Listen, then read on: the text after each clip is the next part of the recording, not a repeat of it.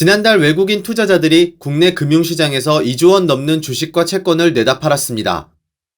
한국은행이 12일 발표한 국제금융외환시장 동향에 따르면 지난 8월 외국인 국내 증권 투자 자금이 17억 달러, 우리 돈으로 2조 2,520억 원이 빠져나가 7개월 만에 순유출로 돌아섰다고 밝혔습니다. 주식 자금이 9억 1천만 달러, 채권은 7억 9천만 달러 규모인데요. 한국은행 관계자는 주식 자금은 중국 경기도나 우려 등의 영향으로, 채권 자금은 상대적으로 큰 규모의 만기 도래, 낮은 차익 거래 유인 지속 등의 영향을 받았다고 설명했습니다. 반면 은행권 가계대출은 지난달 7조 원 가까이 증가하며 2년 1개월 만에 가장 큰 폭의 증가를 기록했는데요.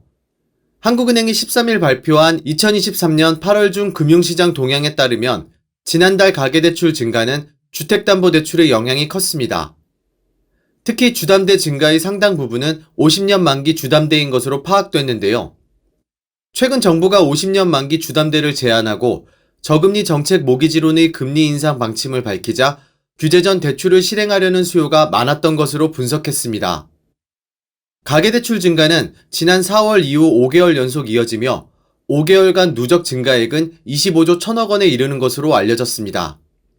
이창용 한국은행 총재는 지난달 금융통화위원회 이후 기자간담회에서 젊은 세대는 인플레이션을 경험하지 못했고 지난 10여 년간 금리가 낮았던 것만 알고 있다며 한동안 지난 10여 년처럼 금리가 연 1에서 2%대로 낮아질 가능성은 크지 않기 때문에 조심해야 한다고 말하며 빚을 내 부동산 투자에 나서는 젊은 세대를 향해 경고 메시지를 날렸지만 결과적으로 시장은 이 총재를 비롯한 전문가들의 경고를 완전히 무시하며 가계대출을 더욱 늘리는 상황입니다.